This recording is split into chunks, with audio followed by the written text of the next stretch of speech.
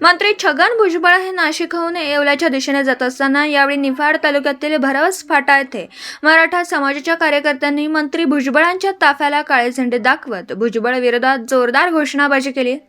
भुजबळ मनोज जरांगे पाटलांवर सतत टीका करत असल्याने येवला मतदारसंघात मराठा समाजाने त्यांना काळे झेंडे दाखवत निषेध व्यक्त केला। आज भुजबळ मतदारसंघात कुठलाही प्रोग्राम न आखता गुपचूप नाशिक जिल्ह्यातून येवल्याच्या दिशेने गेले। भरोस फाट्यावर आम्ही सगळे मराठा तरुणांनी त्यांना काळे झेंडे दाखवून त्यांचा निषेध व्यक्त केला। 2 दिवसापूर्वी भुजबळांनी मनोज जरांगे पाटलांवर अत्यंत खालच्या पातळीवर जाऊन टीका केली।